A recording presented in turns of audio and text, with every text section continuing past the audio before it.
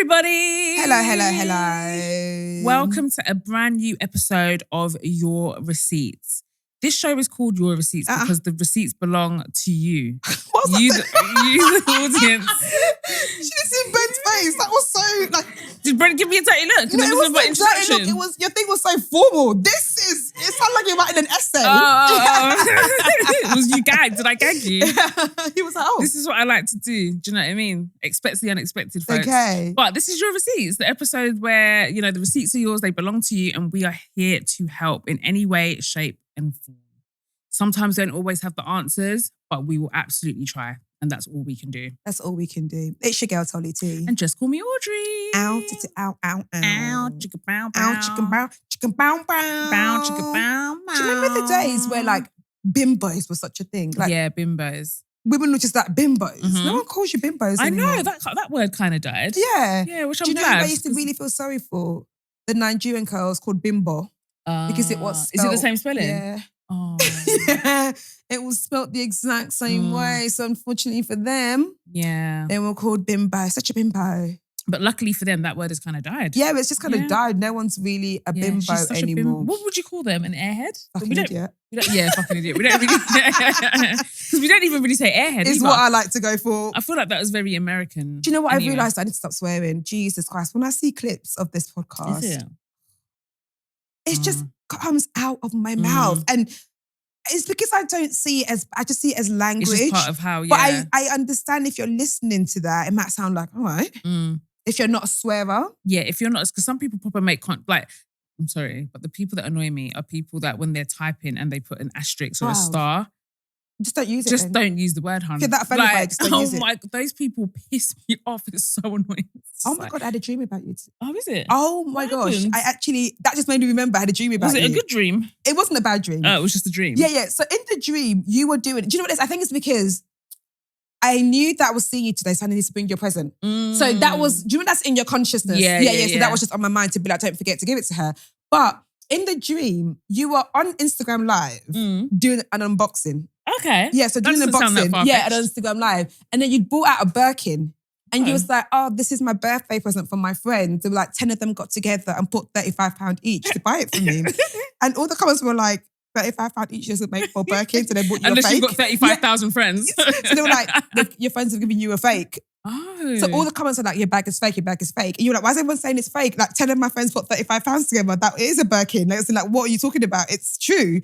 And then I wasn't a part of the friends.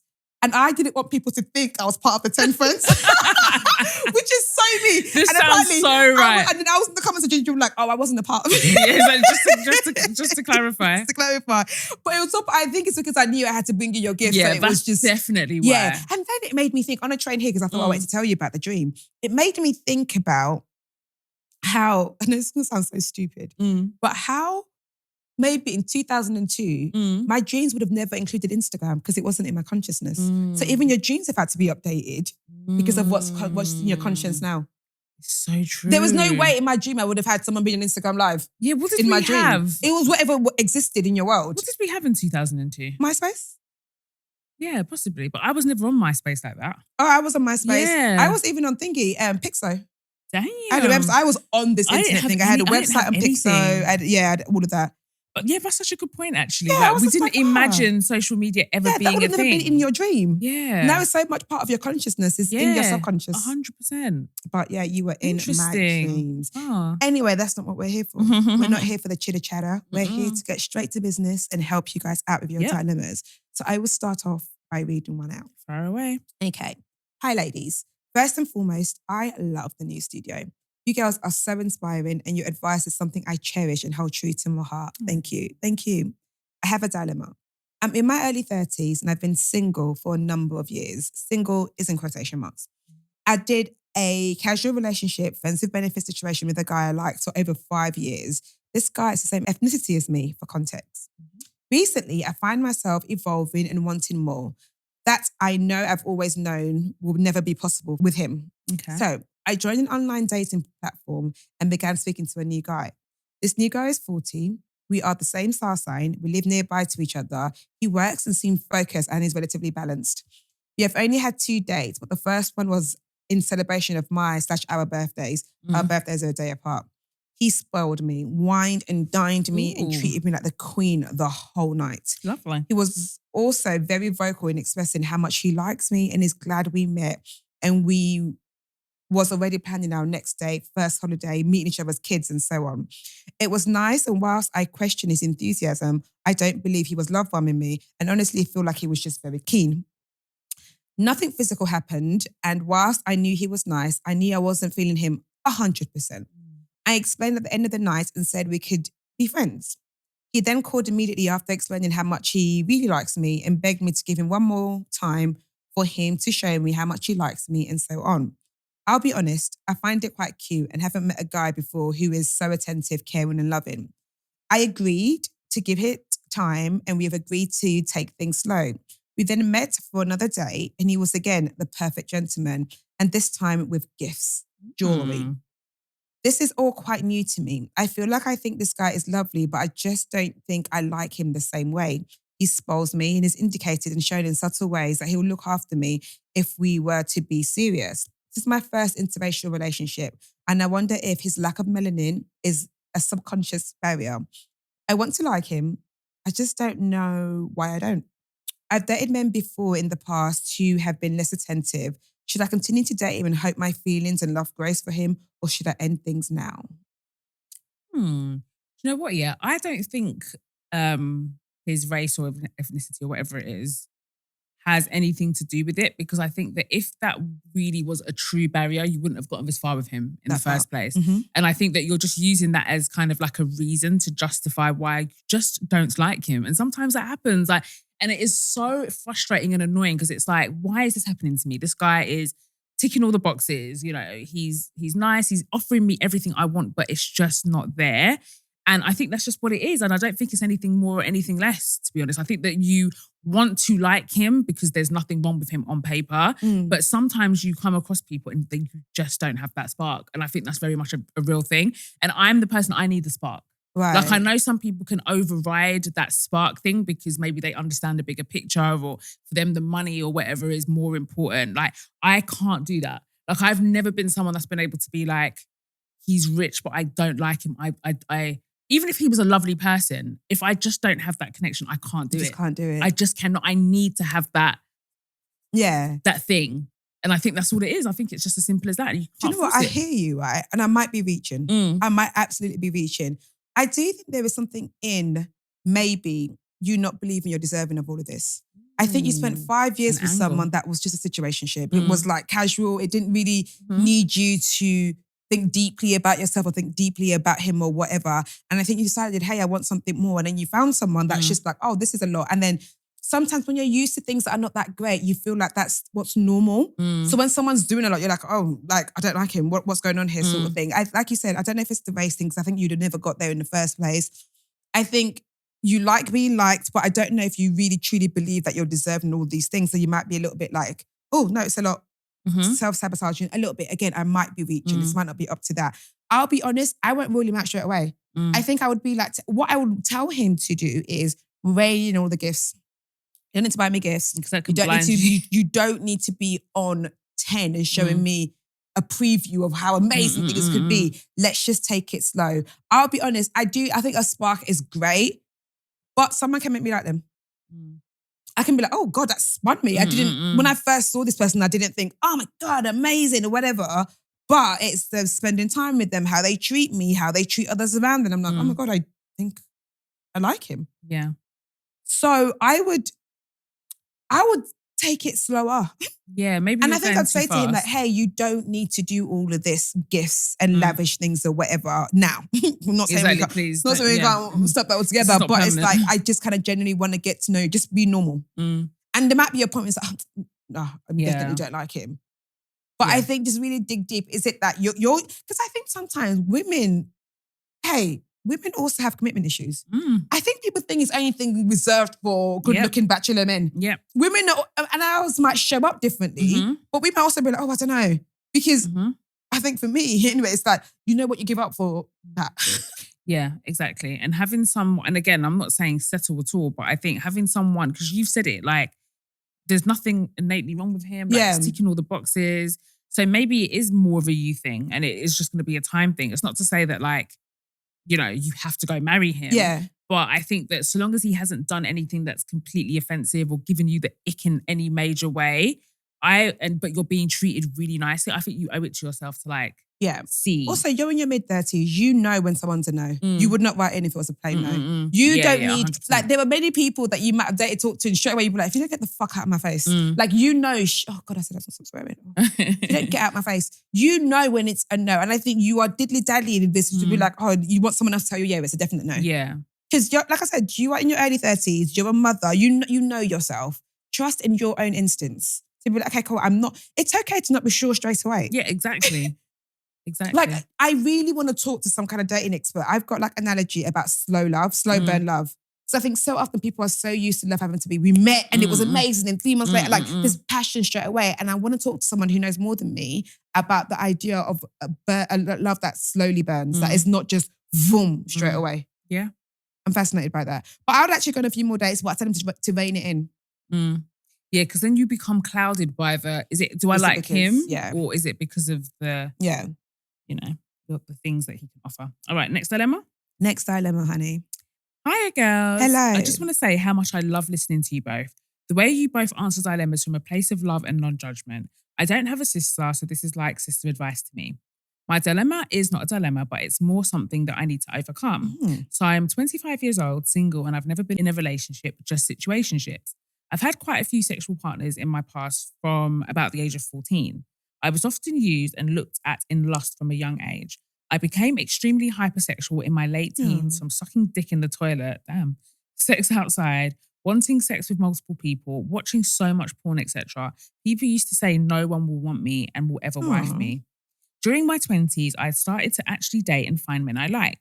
I want to have kids one day and I want to be married. When men find out about my past, they often get disgusted and insecure. Why they find Exactly. I myself am disgusted too, and I feel ashamed for the things I did due to so low self-worth.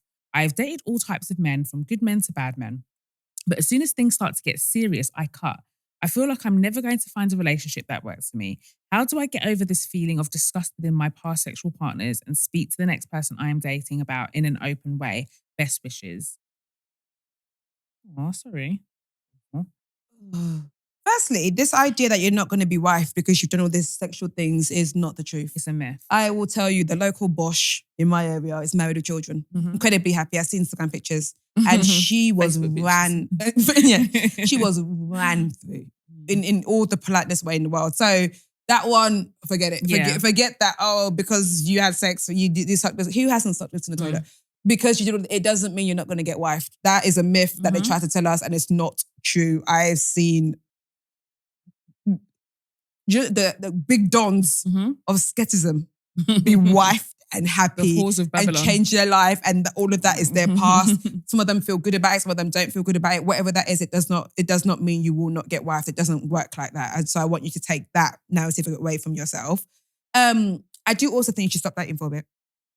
I think you should stop trying to find value in yourself and how someone else sees you. I think until you've worked on your self-value and your self-worth, someone else's, even if it might be a glimpse of something, it might be they go, oh, wow, oh, well, you're going to instantly feel away because you have not worked on it. So any hints of judgment, it could have been they blinked too hard or they were startled. You're going to be like, oh God, they think this about me. So I do think you should like not date for a little bit and figure out who, and I say a little bit, a little while, and figure out what it is. And I also, in terms of the past and feeling bad and that you were doing this, you were doing that, whatever, you have to forgive yourself for it. That you can't go back and change it. You can't sleep with these people. You can't unsuck these people. There's nothing, I know it sounds like I'm being thingy, but there was nothing you can do about it. So therefore you have to forgive yourself for it. For whatever reason it was that you did it, maybe something that you want to dig into, and maybe that's something you can do with a therapist and see, wait, why did I move like that? What are the reasons? I'm not saying everybody, but a lot of people that are quite promiscuous, there's a story behind it somewhere. And again, I'm not saying everybody, some people were because that's just how they felt things. But some people, a lot of people, there is a story, there is a reason why you got there, whatever. So I do think that's something that you need to figure out what the core of that reason was. And I think once you do, you honestly just have to forgive yourself and not attach your worth to that. 100%. I definitely agree with the part about maybe tapping into why you did that, because it's permeating so much and it's showing up in your life now. Mm. Do you know what I mean? If it was something that you could accept that it happened, you know, You you know had a what, phase, yeah. you know, we talk about the hoe phase often, and you could just move on and it wasn't like showing up in your present life and bothering you, Yeah. then I would say, you know, just, you know, move on. But it clearly is. So I definitely think that there's something that needs to be, that's definitely something that needs to be tapped into. So I totally agree with that. I also think that the reason why you're getting judgment from these guys is because you're telling them. You don't.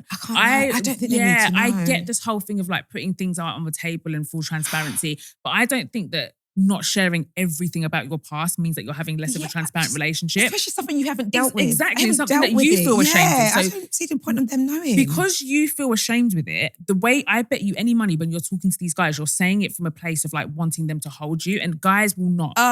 They will not. Like, you can say it from the most humble position. And this happened to me. And this happened to me. And this is why I did that. And trying to like garner understanding from men when it comes to things like that, they're very black and white.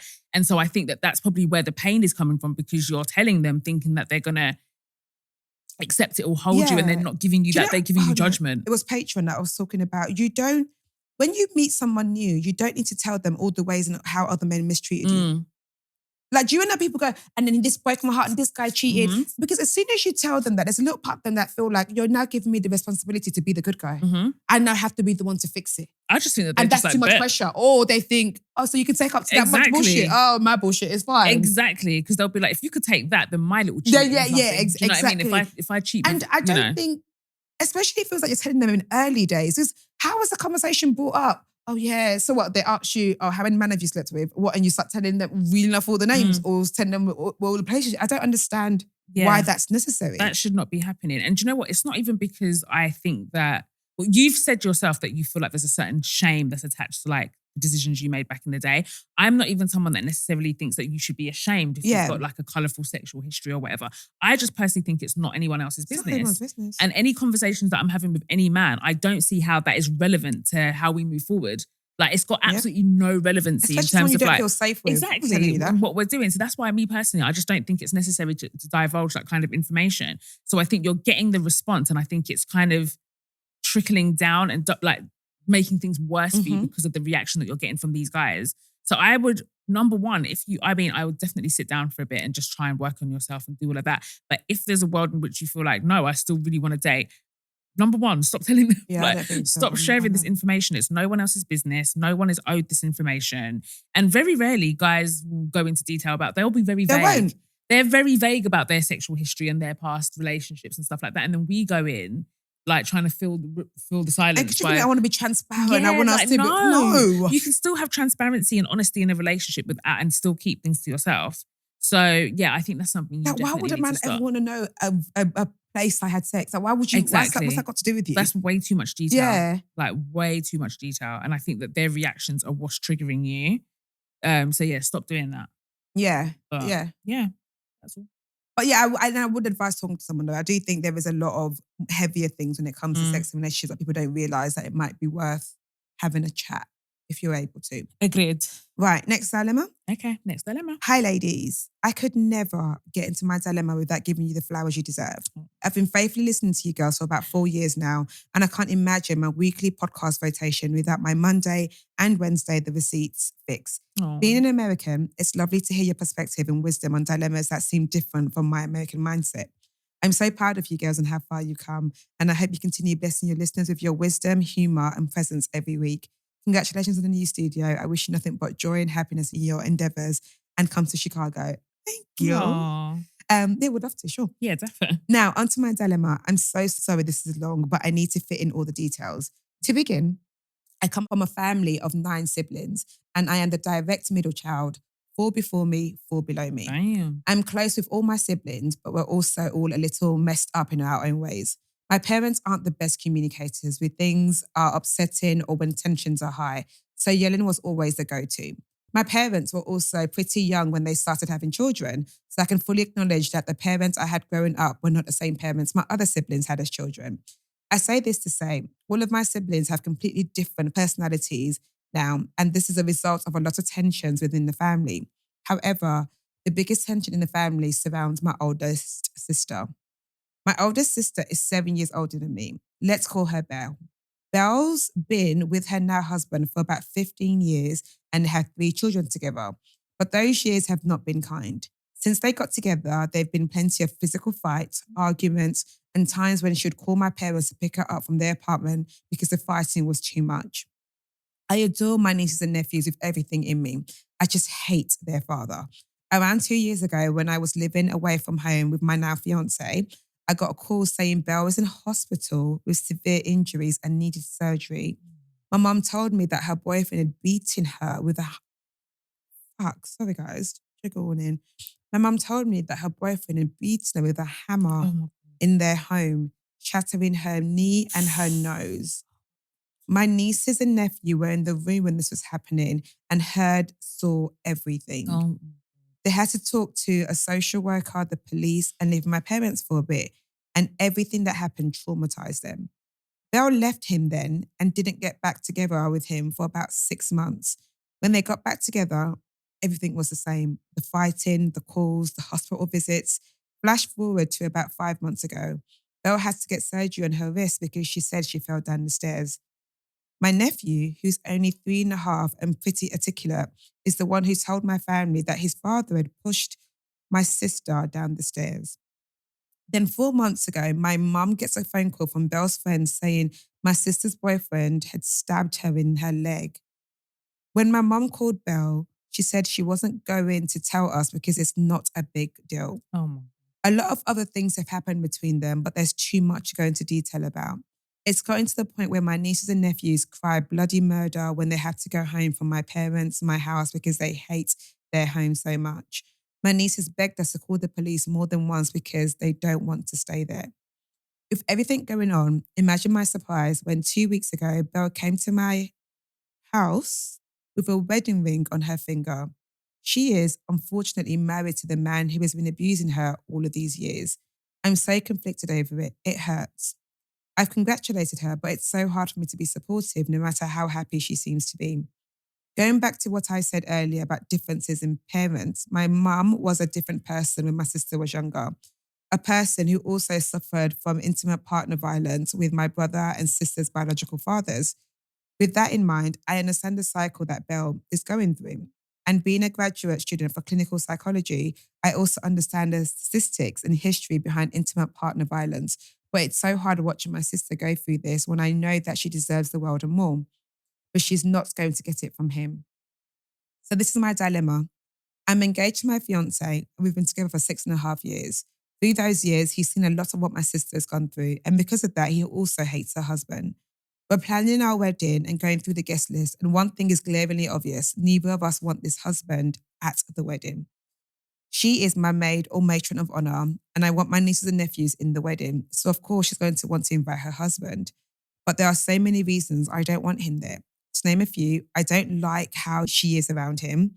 2, I don't like how I feel when he's around. I feel icky and dirty, and I don't want to feel any of that my wedding day. And 3, is an abuser who I don't respect. I'm torn because this is my wedding day, the one day I can be completely selfish in my wishes to make everything go smoothly on my fiance's and I's big day. But me being completely selfish may push Belle away, and I may not have her next to me as I walk down the aisle into my new chapter. I want her and her children there so much, but it just doesn't feel right in my heart to have him there, knowing all the things he's put my sister and her children through. It feels wrong to me, and it hurts knowing that if he's not there, my sister won't be there with me either. My wedding is next October, so I'm giving myself until the end of summer, maybe even this October, to think it over before coming to Belle with my thoughts and feelings. I would really love to hear your advice on this matter. I've asked my mum and she simply said, but that's her husband. I've asked my future mother-in-law and she's rightfully worried about what he may do to her if he's uninvited. I've mentioned it to my siblings and fiance and none of them want him there. I'm torn. Thank you so much for reading this. I know it was a long one, so if you made it this far, you guys are the realist. I'm excited to hear your thoughts on this. Oh, you know what? This is really tricky. Well, actually, it's not. I mean, I think it is, I think because I think like your future mother-in-law said, you could be like, he's not invited, I don't care. yeah, That kind of man would hit her. yeah, absolutely. He would definitely blame her. He'll blame her. What have you been telling your Yeah. family? Like you Mhm. don't know what violence she might be faced because of that. Mm. Yeah, but also that's the thing. And someone who's capable of that level of violence, we just don't know. We don't want it to escalate. It's like very this mad. This is insane. She's had surgery because of his violence. She's done all of this. And even the fact that I think she married him unbeknownst to you guys is a form of abuse. Yeah, 100%. What do you mean none of her family It's more knew about control, it? isn't What it? do you mean I only knew because she turned up to my house with a ring? So there's all of that as well. And like, great on you being a sister who's been understanding. Because I think it's really easy to judge women who don't leave. And so they'd be like, you got kids, why you put your kids through that? Why you letting them? But it's deeper than that. What is the stats? It's 7 times. It takes a woman that's been abused 7 times to actually actively leave. And clearly there is so much going on that you guys don't know about. You don't see the poor babies who have to see this and witness this. Even the fact that 3.5-year-old can be like, oh yeah, daddy pushed mommy down the stairs is so sad. So sad. And I'm always stuck when it comes to like domestic abuse and violence, because what do you say? Because again, you want to keep that person close. Yeah. To the point that they can still call you. Like, because if you alienate them, that's when that person's won. Because once they get to a point where the abuser knows they don't have anybody, free fall.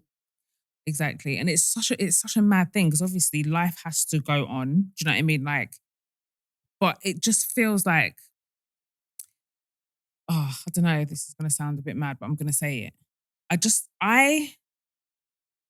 If my nieces and nephews, witnessing this level of abuse, to me, life can't go on.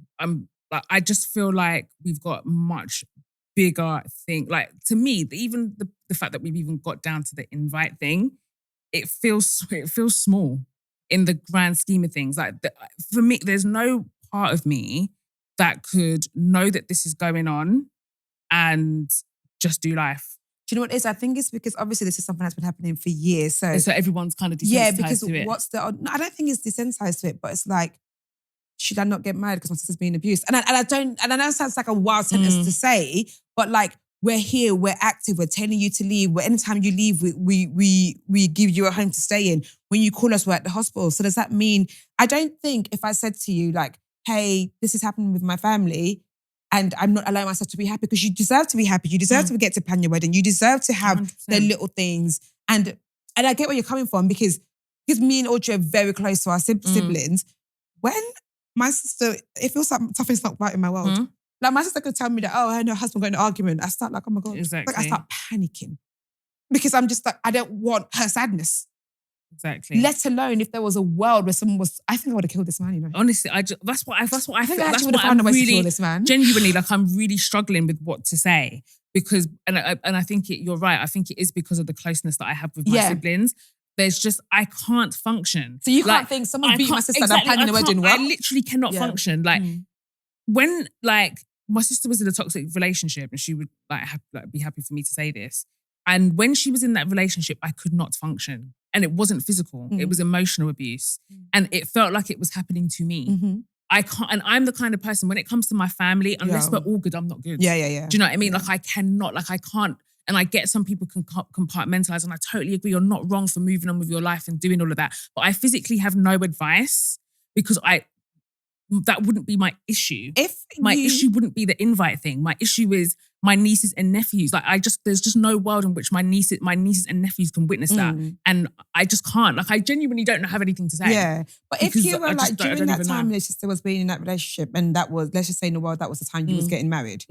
So what would you pause your, like, what, you still have to, like, I completely get where you're coming from. I mean, I don't know that I don't know. I genuinely don't. Or would you have invited him? No, definitely not. I don't think I would have. But again, I think for me, my priority would have, because this is physical. Like, my thing is the kids. Like, it's the kids. No, it's an insane. I just can't. Like, it's the kids, it's your sister, it's mad. I just can't. I need that. That would just have to be my focus. Yeah. That's my advice. Like that, because I have to just keep it a buck.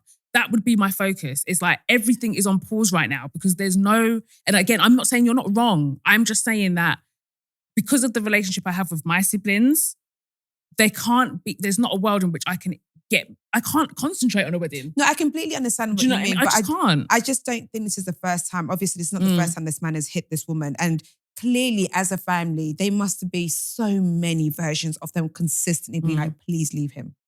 Like, I don't think it's something of, this just happened, my wedding is next week. No, definitely But not. I think it's when it's been years and years of this, I don't know if you can stop your life because there's been years, and this has been years of abuse. You've been with him, what should I say, 15? For 15 For years. 15 years, I've been going through this. If that's the case, okay, cool, because you're getting abused for 15 years, I don't do anything. She would have not been anything. Yeah. She would have not had the relationship. She would have not got with her partner because she would have spent her whole life paused because her sister's going through what she's going through, which I completely is understanding what is valid. But I think there is duality in life. Like, your parent is sick and you can't be like, I'm not doing anything. Yeah. Do you get what I mean? Like, no, mum's got diagnosed with cancer. I'm not doing anything. No, and that's what you want to 100%. do. That's what you. But this is all that matters right now is focusing on this. But life does just not work like that. You have to have duality of the life. Okay, cool. This horrible thing. Like we were saying it the other week. The worst things happen to one person and the best things happen to one person. All of these things coincide. So I get what you mean to be like, yo, I know you want to get married, but like your sister's going through this. But it's been 15 years. It didn't happen yesterday. Yeah. Like if it was like my wedding was on Saturday and I still got beaten up on Wednesday, I do think you could be like, wait a minute, we've got things to sort out, blah, blah, blah, blah, blah. But I do think if it's been a long pattern of 15 years and we've been fighting her, crying with her, pleading with her, trying to be there for her, and she, not only is she not left, she's now fully committed to him by marrying him. Because for years that was her boyfriend. Yeah. Which is easier to leave. Now she's married him. She's had 3 children with him. Her sister is deep in abuse. This is like, God forgive me, this is one of those things that it's like, is it until he kills you? Yeah. He beat you up with a hammer. And that could be and the you had to get as well surgery. for and him not coming. You had to get surgery and you went back. Someone beat you with, like I said, where her sister's at, that's somewhere different. That's somewhere different, you know. I don't think that's a thing of, intervention, mum and dad said you should come home and then you did it. Yeah. I think that is so far gone. I don't know how those things, that's one of those things that it's not until one day she wakes up and it's like, oh, it's enough. Because some women, it takes them to realize, oh, okay, it's enough now. I'm done. Or he does one thing and on the grand scheme of things, it might feel little compared to the beating. But it's the one thing that's like, oh, no, this is enough. And for someone who grew up seeing her mum get beaten up, maybe she assumes that's what it means when men love you, they beat you up. There was a generation of people who believe that if a man is not jealous, if he doesn't hit you, he doesn't love you. If he doesn't have some anger towards you, do you don't think he doesn't love you. But anyway, that's not the dilemma. Your dilemma is, should you invite him to the wedding? And I think that's what I'm finding hard, because my thing would be like, no, why would you want that man in that space? That's horrible, ill, absolutely not. But if it means my sister might not be there, if it means my sister might be beaten up, I think I'd invite him. Yeah. That was my thing. Because initially my thing was like, no, I'm not going to reward, because that feels like almost enabling him by being like, you could still be involved in family things and like you've got to take a stance and stuff like that. But this is like literally a matter of life or death. Yeah, like it's not someone that he shouts at her. Like, no, I'm not saying like it's like lesser, but like he beat her with a hammer. Like I can't, in front of the kids. What this person pushed her down the stairs, what this person is capable of. Because this is the kind of person that would be like, what you been telling your family? This thing, she's getting hit in her face. No, I have to stick to my guns. I have nothing. I have to intervene. Like, I have to do something. I can't. It doesn't matter whether it's been 20 years. You won't get married? I have nothing to give because I cannot enjoy I just can't. I just wouldn't be able to. It's too like, my nieces and nephews are witnessing that. No, I hear what you mean. Like, I genuinely, like, I've got a mind block. I don't know. I honestly don't know. I do not know what to say. But I think that the safe, like logically, the safest thing to do is to let him come. I think, because you don't want your sister missing out on the date, and you don't want to aggravate him even more. But then I just feel like everyone, and your sister is not included in this because she's a victim and none of this is like within her control. But I feel like it's a form of enabling. I don't want to go under the assumption that the family haven't tried absolutely everything to get him away from her. Even with me assuming that they've done everything in their power. Everything. And I believe that they have. Yeah. Like, I don't believe that you can acknowledge that your nieces and nephews are witnessing that and know we haven't tried absolutely everything. But outside of like calling the social services on my own family, like, I have to do everything in my power. So I genuinely, because of how I am, I don't know what to say. Because I genuinely just couldn't fathom. And again, I'm not saying you're wrong for this, because this is under the assumption that you've tried absolutely everything. But my nieces and nephews can't witness that.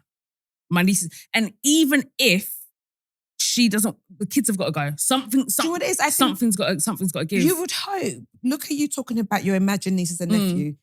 This is someone's child and she's letting them see that.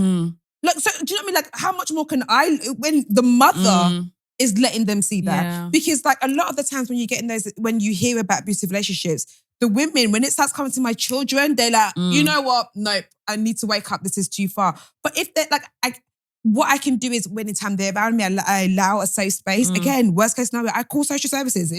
Because I can't, but then that means your sister hates you and blah, blah, blah. It's just like, it implodes the whole family. Can hate me. But that one I'm calling social services, My sister can hate me if my kids are being taken out of the environment. She'll figure it out. We'll make up one day. We'll figure it out. Yeah. One day she will understand one day we'll make the betterment of her. But what I will do with this situation with the invite is I will broach the conversation with my sister to be like, hey, I actually feel really, because it's not going to be a shock to your sister that you lot hate this man. No one's going to be like, wait, what? She knows for a fact that everybody hates him and nobody wants to be around him. So you used to be like, I feel really uncomfortable with him being at my wedding. And I think by the way you react, you'll be able to read the right thing to do. Like, I don't want him there. I'm going to feel very uncomfortable. You know how I feel about him. Blah, blah, blah, blah, blah. He's hurt you. I hate that he's hurt you. Blah, blah, blah, blah, blah, blah. And I think she will give you the answer in her thingy. And I feel really bad because I don't want to sound like I'm judging because I'm really not. I'm genuinely fighting for my life to come up with because when I give advice on your receipts, it's always from a place of what would I do? Yeah, of course. Do you know what I mean? So I really don't want to seem judgy. And again, I want to reiterate before people start chatting shit, you're not wrong for living your life. You're absolutely not wrong. I'm just saying, for me, the way my mindset works, I wouldn't be able to compartmentalize that. And I am the biggest compartmentalizer of life. Like, I can compartmentalize anything. Like, anything. But I just wouldn't be able to do it. So I'm just really, really struggling. And I'm not judging you at all. And I can't even imagine what that is like to carry this and know this. And if I feel this way, I can only imagine how you feel. So my empathies run so deep on absolutely every level. But I just can't get past that block of the advice to give based off of the invite thing, because I just can't get past it. And I'm really trying, but Tolly's got it bang on. Speak to your sister and kind of let her make the decision for you, because at the end of the day, it is her life ultimately.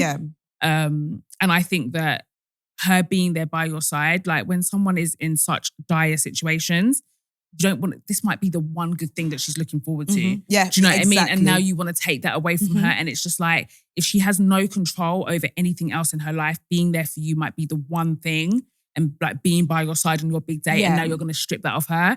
That also feels really Also, do you know horrible. what as well? I don't want to put myself in a situation where I'll watch my sister pick him over me. Because if I say to her, hey, he's not coming, and she's like, oh, I can't come. Exactly. And I know she might be doing that because of fear of her safety, blah, blah, blah, blah, blah. But to be in a position where I watch, because I think every day she's with him, she's picking him over everybody that loves her and she loves. But I think to watch her actually be like, then I can't come to your wedding. I think that would break my heart. Yeah. And that will add a whole other, that's a whole other thing. layer of So something. I feel like I'd even be scared to put her in that situation. But this is hard. Think about it. You've got some time. The wedding's not till next year, October. Congratulations on your engagement. But I can't. I don't have an answer. I would talk to her and be like, this makes me really uncomfortable, the fact that I might have to invite him. And then I'll go from her reaction. Yeah.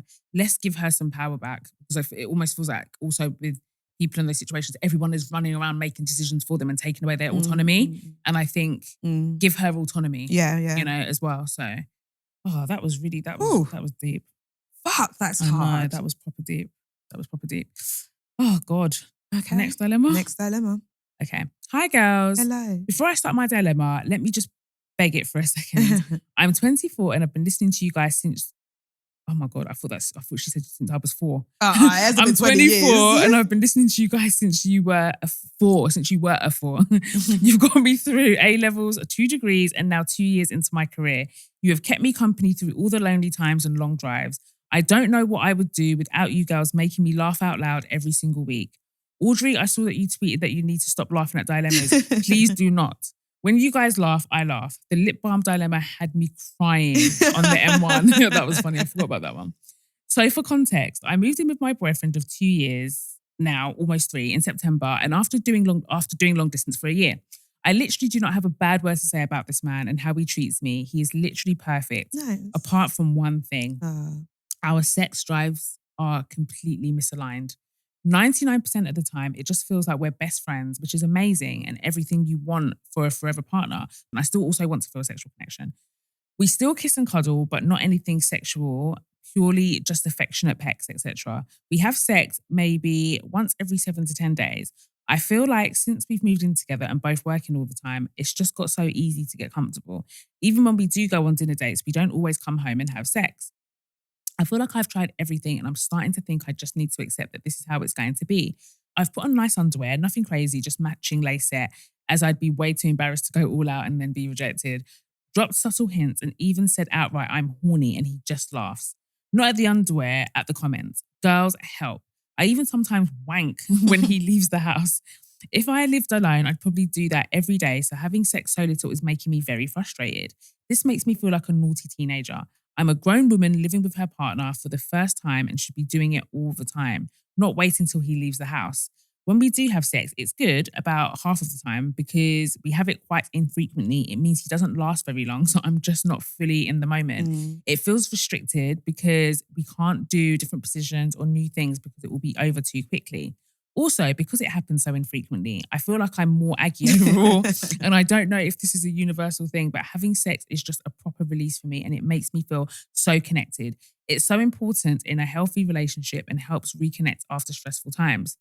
My first question is, what is a normal frequency to have sex? I know there's not one specific number, but I feel like at 24, living together for the first time, it should definitely be more frequent. My friends just had a baby and are having it more than me. Oh, God. My second question is, am I being unreasonable? I respect the fact that people have different sex drives, but this is the best I'm ever going to look. And I look good. So how can he not be bothered? Hello? I didn't really fancy my ex that much. And it meant I didn't really want to have sex often. So I can't help but think his lack of drive is a reflection of his sexual attraction for me. He has never ever made me feel insecure. And I know he finds me attractive, but it's just whether he finds me sexually attractive, if that makes sense. Have you guys ever been in a similar position, either a higher or lower drive than your partner? Overall, I feel it's unfair to keep bringing it up because at the end of the day, I don't want to force him to do anything he doesn't want to do. I would expect the same if it were the other way around. But at the same time, I don't know if I can just secretly wank most times I'm home alone for the rest of my life.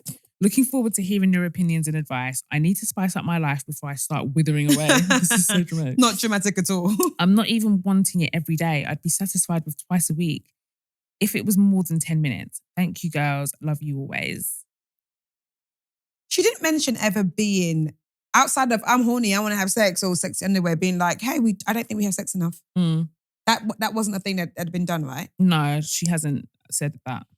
I think with like all other like relationship issues, it's really easy to be like, hey babe, I don't like it when you do that. People say it more, but with sex, I was like, okay, I'll just move to him and see what happens. But I think in the lack of horniness, in the aura of a normal everyday, babe, I don't think we have sex enough.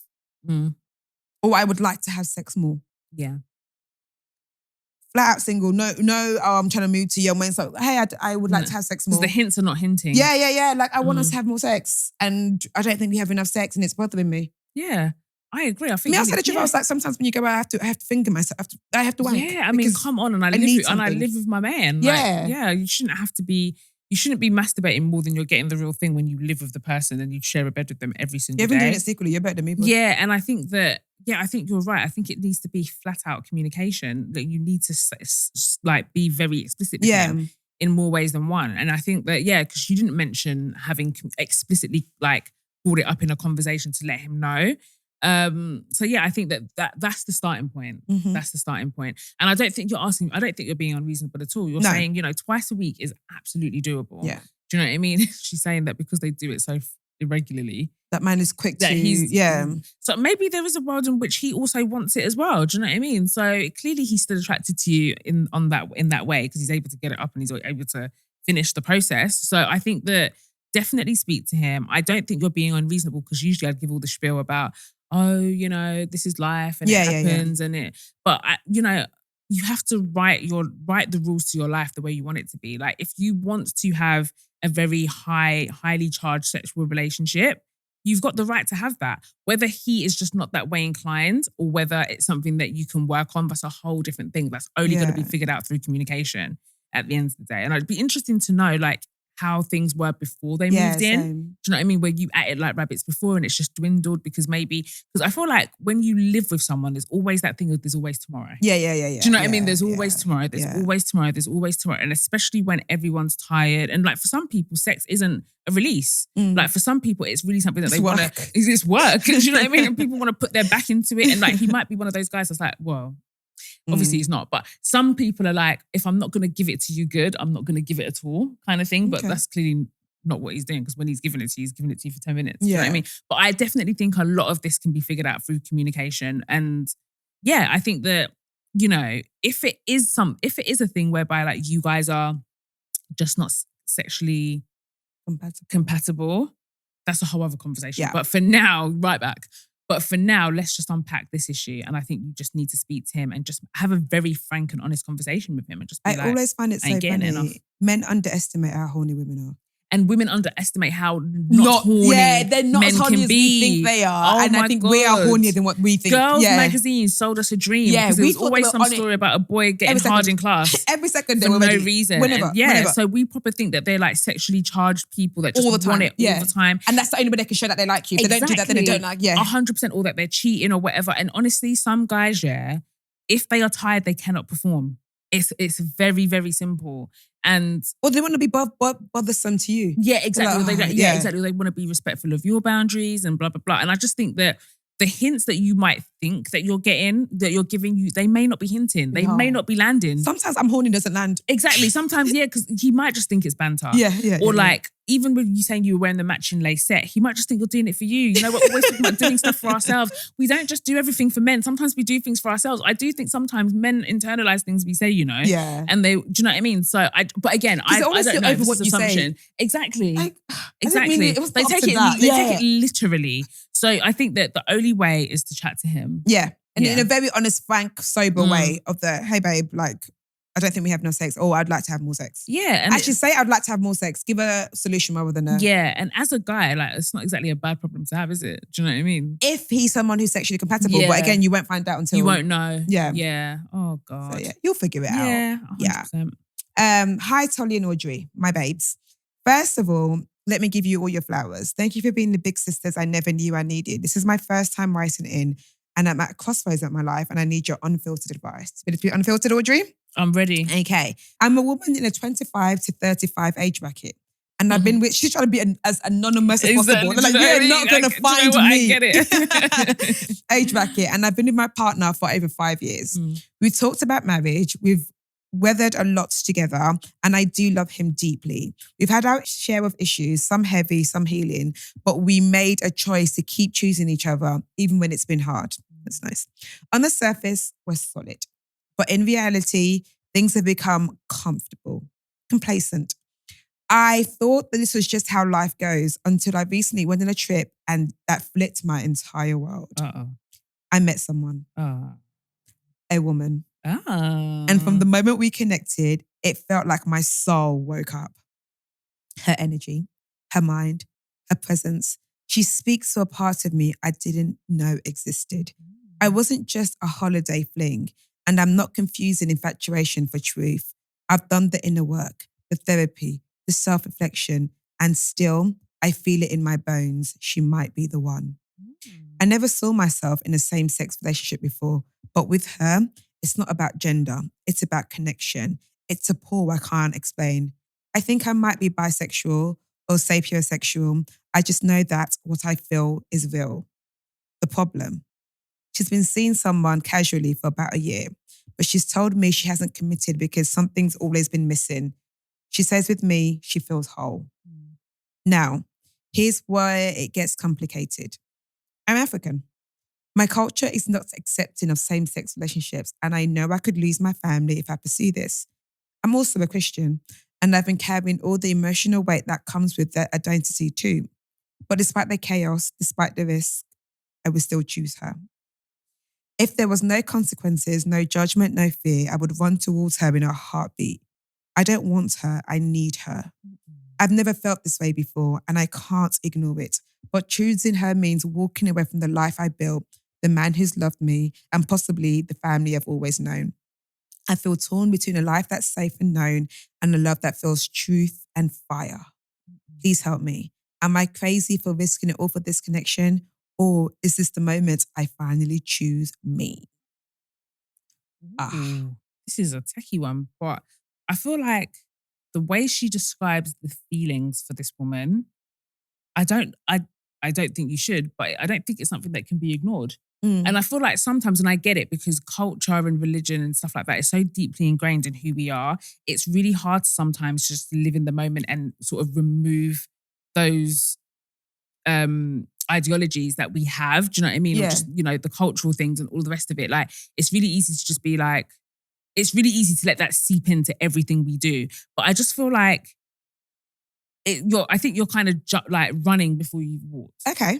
Do you know what I mean? So I think I would explore the feelings and what does that look like? I would explore did she say that the person that she is in love with is in a relationship?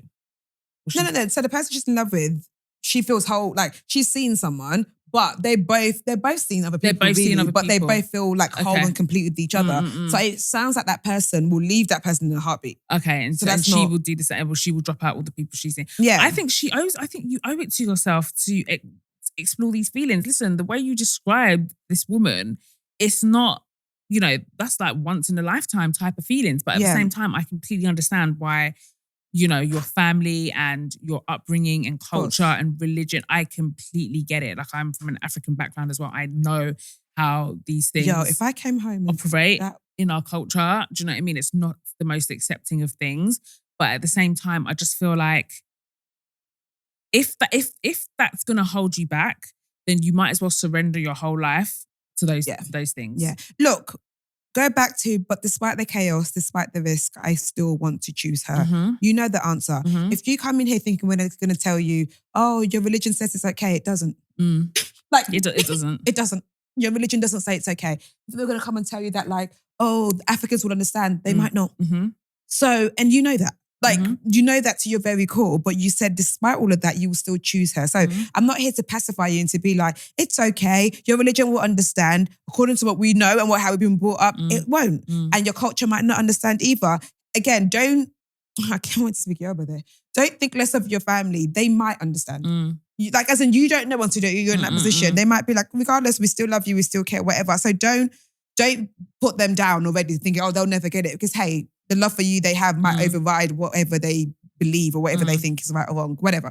So, but if the only problem was leaving your man, leave that man. Yeah. I know that sounds so wild, but absolutely he's got leave that man. Like you said, you probably like him a lot. He's a lovely person. He's never done you wrong. It's safe. It's comfortable. But I think because there's certain people who can live their life safe and comfortable, right? Because they never got a hint of, but it could be this. Yeah. You've now got a hint of, but it could be this. So if you stay with this man, for the rest of your relationship, you are going to be thinking, shoulda, woulda, coulda. Facts. Because you've experienced what shoulda, coulda, could have been. You'll even start to resent him. Yeah. Like anything you do is like, idiot. But also, remember, this new love, this new woman, is a risk. You might leave everything, burn everything up, and it doesn't work.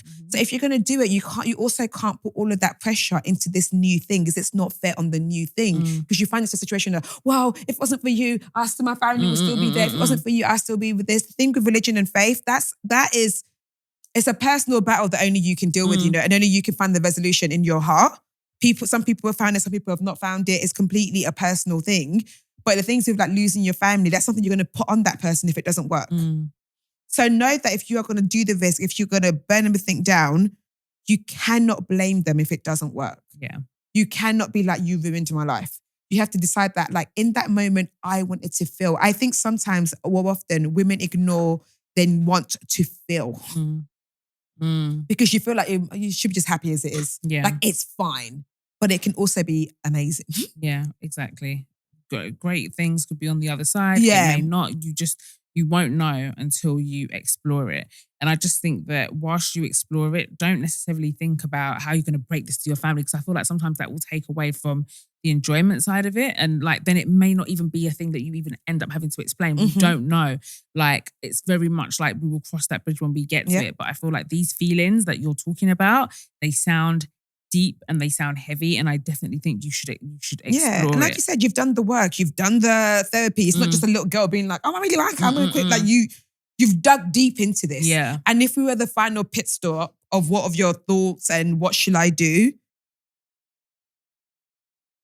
I was gonna flat be like, do it, do it if you're bad.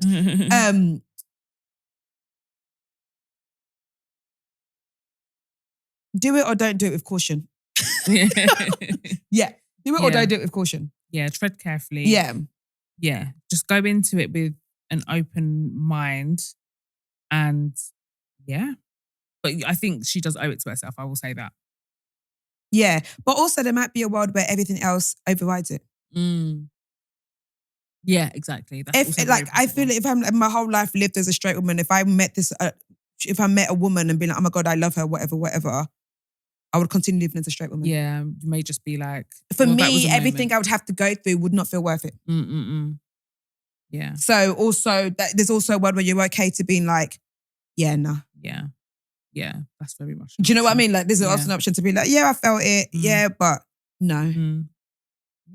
And again, caution is I might live the rest of my life thinking, oh, damn. Yeah. Yeah. But hey. Hey ho. Shoulda, woulda, coulda, another amount of time.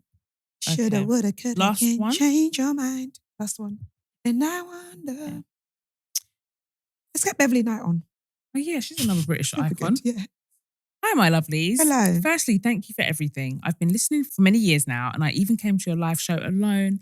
It was so amazing. I appreciate all the love and guidance you both provide. I'll try to keep this short, but sorry in advance if I don't. I found myself in a situation I never thought I'd be in. I found out my boyfriend has betrayed me, and I've decided to stay with him. For some context, I'm 24 and he's 27. We've seen each other since end of 2023. Things are pretty serious now, and I genuinely love him a lot. He is loving, funny, caring, and overall a great boyfriend. However, I found out he has messaged a girl he used to speak to. They texted recently and a few times last year. I saw the messages and they were flirty and short conversations. Basically found out through some stalking and contacting her myself because I had a gut feeling. The most recent one was him reaching out and saying he appreciated her. She then asked him to prove it, and he basically said he won't because things couldn't be like they were before. And he was just messaging to let her know. The previous conversations were them speaking about why things never worked. He ghosted her, and the conversations always ended with them on good terms, but nothing came of it. It may sound dumb, but I believe the messages were the extent of it, and he never did anything physical with anyone. To add to this further, I found out last year he was messaging another girl he saw around when we first started seeing each other. Similar thing, except was on Snapchat. And again, flirty conversations. We spoke through this and I decided to give him another chance, and things were going well until now. When I recently found out I ended things and we were broken up for around a week, I deleted everything related to him and threw everything I had from him in the bin because I truly believed I would never get back with him. We then spoke in person and he seemed like such a different person. He was so apologetic and showed genuine remorse. He was reflecting and being vulnerable, explaining why he did what he did, taking accountability and coming up with how he would make it better. Basically, he was saying he changed and was telling me exactly how he's going to do that and prove to me that it's worth giving this another chance. It's been a few weeks and he has honestly made big changes, like doing a lot of inner work to address his insecurities. We've had many deep conversations to understand why he is the way he is and has shown his commitment to me and this relationship. A big part of me believes this is real, and I'm generally a very empathetic and understanding person. Even though I'm hurting, I still deeply care for him and want to see him grow and our relationship recover from this. When the breakup happened, I told my girls, of course, and they were all so supportive. Now that we are back together, they understandably hate him and don't approve of us anymore. My friends and my partner being on good terms means a lot to me, and my friends are my sisters for life, so I can't imagine a world where they don't also adore my partner for me. I guess I just never imagined myself in this situation, and I don't know if I'm being naive and stupid in saying I wish everyone else could see what I see in him. I truly believe that he's a great person who did some stupid things, but I also can't stop thinking about what he did. I love him so much and I believe he can and is changing for the better. He always says how I bring out the best and he has intentionally making positive changes for himself and for me. I really do see it. I just don't know if this is something I can forget and if I will have built up resentment for him as time goes on. Would the love of my life really hurt me like this? Am I dumb for giving it another chance? The relationship really does feel different. We're more vulnerable and open with each other. And this changed version of him is so great. But why couldn't it be like this from the start? Why did I have to go through all of this hurt for him to realize he needs to change? I know my job is not to fix him, but I also can't help but work through it to be with the man I love. I don't know if I'm too much of a lover girl. Please help. Audrey, please help. I think it's definitely twofold. I definitely do believe that that hurt is still within you. Like, you're still hurting from what he did. Mm-hmm. And I think that's very normal. And I think that sometimes we think that like when we've put someone on ice for a bit and then because we put them on ice for a bit and then we get back together, that is supposed to be eradicated and it's supposed to go away and we're supposed to just pick up where we left off. No, there's always going to be remnants of that betrayal, especially when it's still very fresh. Like I think you said that you were only broke up for like a week or something. And you've got to remember this has been a couple of situations. So I think that you do love him and I feel like those feelings are always at the forefront. The fact that you love them and miss them and want to be with them are at the forefront. And then the secondary set of feelings are behind and it's all the things that you remember that they've done to you. And the two colliding is very, very techie because they often do collide and you don't really, it causes a state of confusion. And I just think that, you're not over it yet and you're forcing yourself to want to be over it because you see the good in him. You see that he's committed to making a change and you can physically see that he's doing better. But this thing it's like the tape still running in the background. Do you know what I mean? But I think you need to give yourself some time. Like if you have decided that you do want to be with him and you're standing firm in that decision, I think you need to understand that it's not just going to go away. These things take time and you have to give yourself some grace. I also think that your friends having the opinion that they do is also playing a part in it. Yeah. Look, I hope you writing that email did what it needed to do for you because that was for you, by the way. That was an email for you. To get it out. You need to get it out. You need to blow it out into the world. There is nothing I'm going to say here that's going to make you leave this man.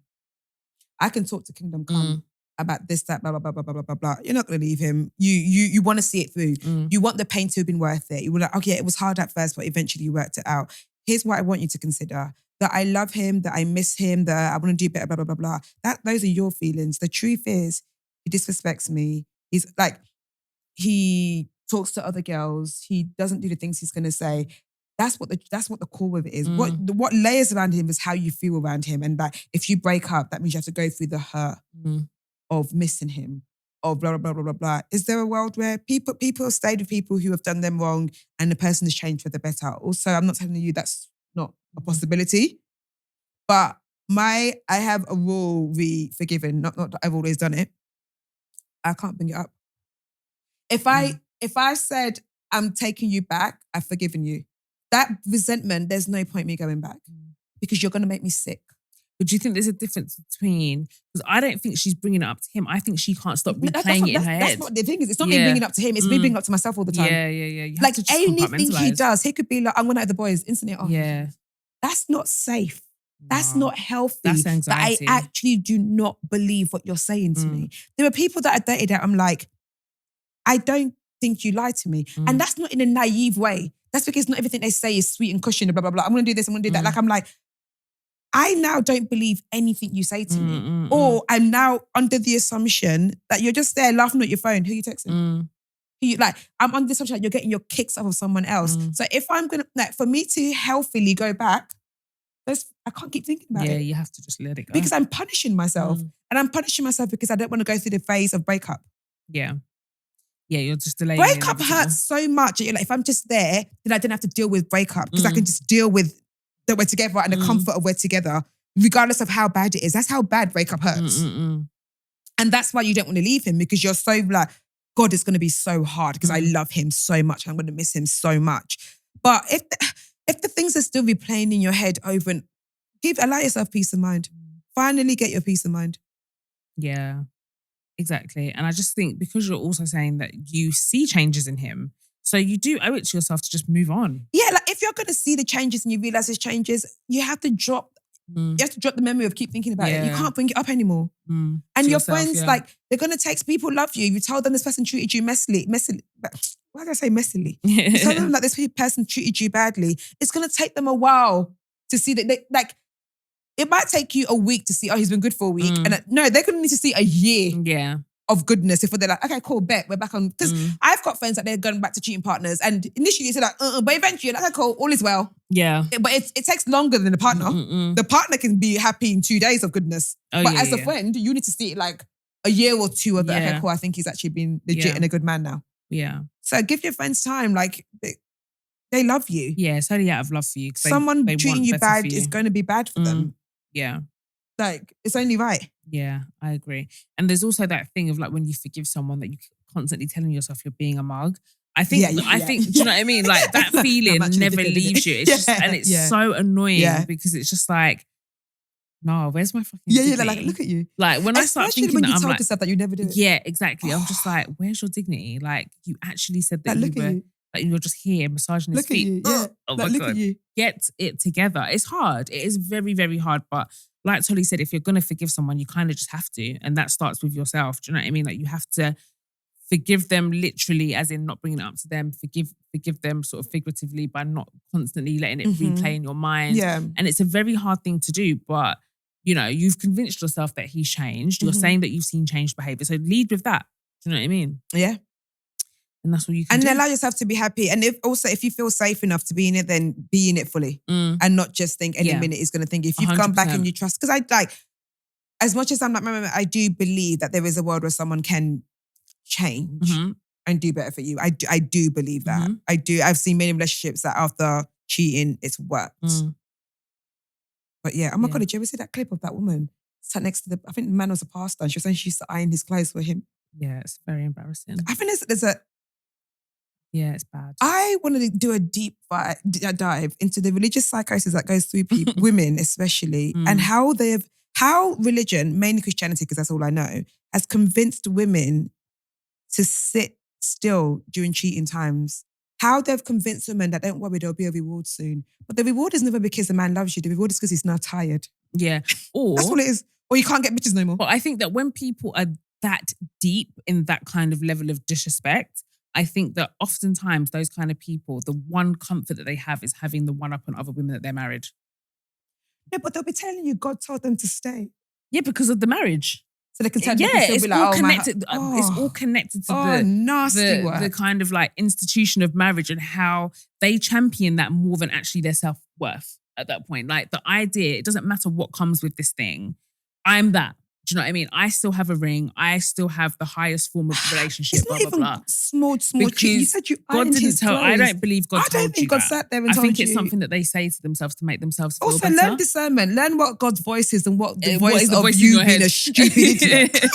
Because that's the voice in your head, ma'am. That's telling you that. Because I don't believe that God would want that for you. Because the anxiety and the hurt and the pain that comes from that. I'm ironing his clothes. To go fuck another woman. And also, do you know what it is? My thing is, okay, I'm an idiot for this, but I picture a world where he comes into the room and he sees me doing it and he's like, look at this idiot. Exactly. Yeah, he's just like, look at because they don't respect you he's more. Like, I can do anything. But and this big fool, I didn't like that word, big fool, will go and iron the clothes for me. They're not looking at you thinking, oh, you're such a good wife.